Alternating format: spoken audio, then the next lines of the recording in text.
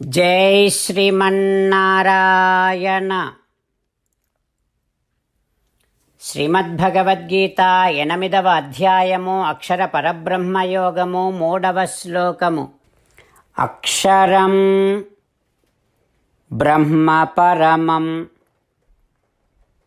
స్వభావః అధ్యాత్మం ఉచ్యతే. భూతభావ ఉద్భవకరః విసర్గః కర్మ సంజ్ఞితః. ఓం. గీతాచార్యుడు శ్రీకృష్ణ పరమాత్మ అర్జునుడితో పాటు మనందరికీ అక్షర పరబ్రహ్మయోగాన్ని ఉపదేశం చేస్తూ ఉన్నాడు. పరమాత్మ ఈ రకంగా అంటూ ఉన్నాడు, అర్జునా, తద్బ్రహ్మ అంటే ఏమిటి అని అడిగావు కదా. బ్రహ్మ అంటే విలక్షణమైనటువంటి, ఈ ప్రకృతి కంటే కూడా విలక్షణమైనటువంటి శుద్ధమైన ఆత్మ సముదాయాన్ని బ్రహ్మ అని అంటాం. ఇక రెండవ ప్రశ్న నువ్వేమడిగావు? అధ్యాత్మం అంటే ఏమిటి అని అడిగావు కదా. అర్జున, అధ్యాత్మము అంటే ఆత్మను అంటిపెట్టుకొని ఉండేటటువంటిది. అదేమిటంటే సూక్ష్మ శరీరము. సూక్ష్మ శరీరము ఈ ఆత్మను అంటిపెట్టుకొని ఒక శరీరములో నుంచి మరొక శరీరములోనికి వెడుతూ ఉంటే ఈ శరీరములో ఉండే వాసనలను పట్టుకొనే వెడుతుంది. వాసనలను అంటిపెట్టుకునే ఇంకొక శరీరములోనికి ప్రవేశిస్తూ ఉంటుంది. ఆ రకముగా ఆత్మను అంటిపెట్టుకొని ఉండే సూక్ష్మ శరీరము, దానితో పాటు ఉండేటటువంటి దాని వలన పుట్టేటటువంటి వాసనలు, ఇవన్నింటిని కలిపి అధ్యాత్మము అని అంటాం. ఇక 3వ ప్రశ్న, అఖిల కర్మ అంటే ఏమిటి అని అడిగావు. అఖిల కర్మ అంటే పుట్టడానికి కారణమైనటువంటి సంభోగమును కర్మ అని అంటాం. ఇప్పుడు తద్బ్రహ్మ, అధ్యాత్మం, అఖిల కర్మ, ఈ 3 విషయాలు ఎవరు తెలుసుకోవాలి?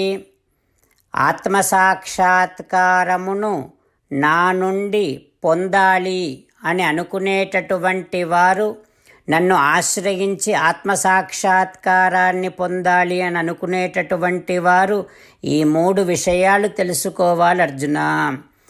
తద్బ్రహ్మ అంటే శుద్ధమైనటువంటి ఆత్మను గురించి తెలిస్తే, అంత శుద్ధమైనటువంటి వాడిని నేను కదా, వెంటనే నాకు నా యొక్క స్వరూపము, నిజమైనటువంటి సహజమైనటువంటి స్వరూపము నాకు కలగాలి, నేను పొందాలి అనే కోరిక కలుగుతుంది. అందుకని ఆ మొదటి విషయం తెలుసుకోవాలి.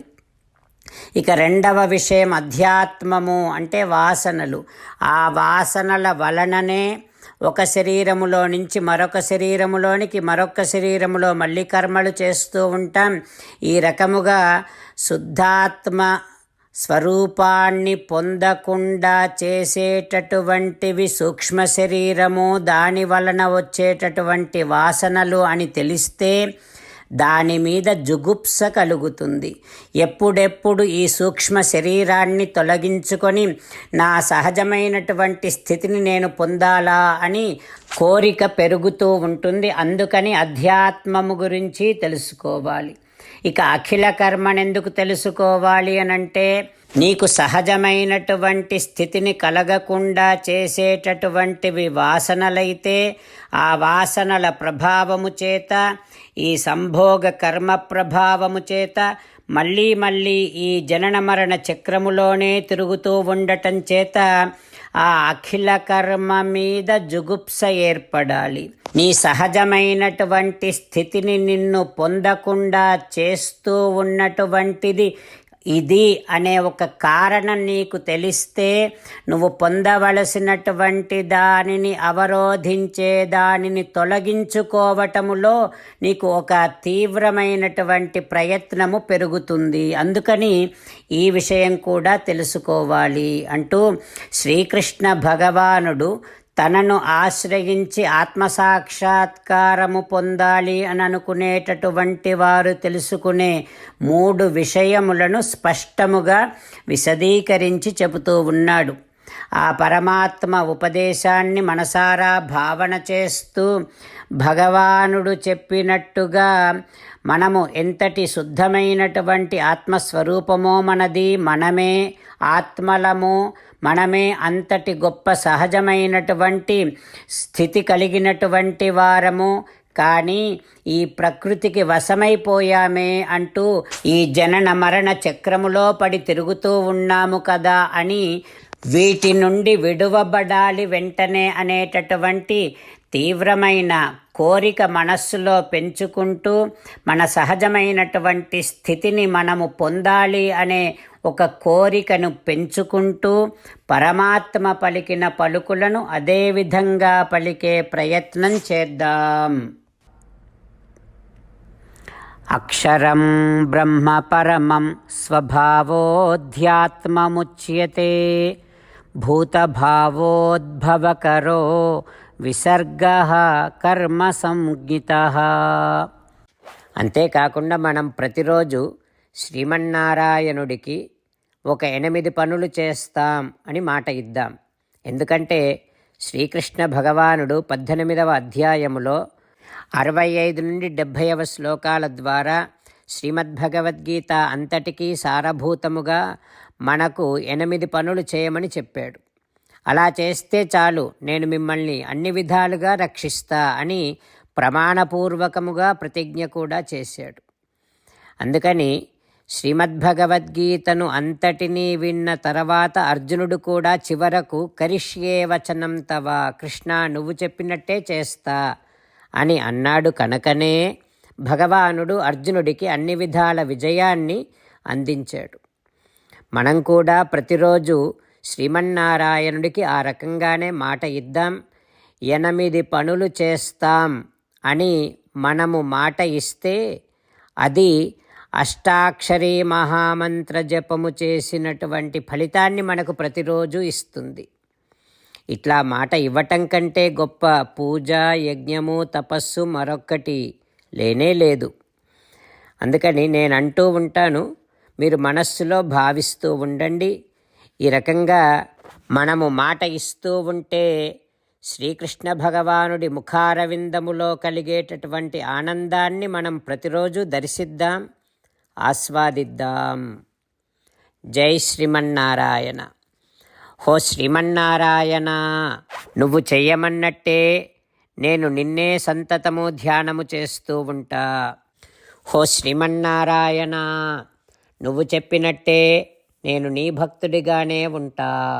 హో శ్రీమన్నారాయణ, నువ్వు చెయ్యమన్నట్టే నేను నా విధులను కర్తవ్యాలను నీ సేవగా నీ తృప్తి కోసమనే సక్రమంగా నిర్వర్తిస్తూ ఉంటా. హో శ్రీమన్నారాయణ, నువ్వు చెప్పినట్టే నేను నీవాడిని అనే మహావిశ్వాసముతో నీకే నమస్కరిస్తూ ఉంటా. హో శ్రీమన్నారాయణ, మామేకం శరణం వ్రజ, నన్ను ఒక్కడిని మాత్రమే శరణు వేడుకో అని నువ్వే అన్నావు కనుక నేను నిన్ను ఒక్కడిని మాత్రమే శరణు వేడుకుంటా. హో శ్రీమన్నారాయణ, మా శుచః, ఇక దుఃఖించకు అని నువ్వే నాకు భరోసా ఇస్తున్నావు కనుక నేను ఇక దుఃఖించను. హో శ్రీమన్నారాయణ, నువ్వు చెప్పినట్టే నువ్వు నా కోసమని అనుగ్రహించినటువంటి శ్రీమద్భగవద్గీతను ప్రతిరోజు కనీసము 1 శ్లోకాన్నైనా జ్ఞాపకం చేసుకుంటూ శ్రీమద్భగవద్గీతను అనుసంధానము చేస్తూ ఉంటా. హో శ్రీమన్నారాయణ, నువ్వు చెప్పినట్టే నువ్వందరి కోసమని చెప్పినటువంటి శ్రీమద్భగవద్గీతను తెలియని భక్తులందరికీ తెలియచేసే నా వంతు ప్రయత్నాన్ని నేను నిరంతరము కొనసాగిస్తూనే ఉంటా. హో శ్రీమన్నారాయణ, నేను నువ్వు చెప్పినట్టే చేస్తా, నీకు నచ్చినట్టే ప్రవర్తిస్తా, నీకోసమే పని చేస్తూ ఉంటా. కరిష్యే వచనం తవ. జై శ్రీమన్నారాయణ. భక్తులకు ప్రత్యేకమైనటువంటి విజ్ఞాపన. మీకు అన్ని విషయాలలో వెంటనే మంచి ఫలితాలు రావాలి అనంటే ప్రతిరోజు 1 నిమిషం వెచ్చించి నారాయణాస్త్రాన్ని చదవండి. ఇక మీకు తిరిగే ఉండదు. నారాయణాస్త్రాన్ని పొందడానికి మీరేం చేయాలంటే నారాయణాస్త్రం అనే వెబ్సైట్కి వెళ్ళి మీ పేరు, మీ ఈమెయిల్ ఇస్తే మీ ఈమెయిల్కి నారాయణాస్త్రం PDF వస్తుంది. అందులో ఒక రామాయణ శ్లోకం, ఒక గీతా శ్లోకం, ఒక విష్ణునామం ఉంటాయి. ఆ మూడింటిని కలిపి నారాయణాస్త్రం అంటాం. ప్రతి ఒక్కరికి వేరువేరు శ్లోకాలను ఇస్తున్నాం. ఆ రకంగా ఎవరి శ్లోకాన్ని వారు ప్రతిరోజు తప్పనిసరిగా చదవటం వలన ప్రతిరోజు ప్రతి 24,000 భక్తులతో ఒకసారి సంపూర్ణ రామాయణ పారాయణ, 33 సార్లు శ్రీమద్ భగవద్గీత పారాయణ, 24 సార్లు శ్రీ విష్ణు సహస్రనామ స్తోత్ర పారాయణ జరుగుతుంది. ప్రతి ఒక్కరికి అంతటి విశేష ఫలితము ప్రతిరోజు లభిస్తుంది. అందుకని మీరు, మీ కుటుంబ సభ్యులు అందరూ ఒక్కొక్కరు ఒక్కొక్క నారాయణాస్త్రాన్ని వెంటనే పొందండి. జై శ్రీమన్నారాయణ.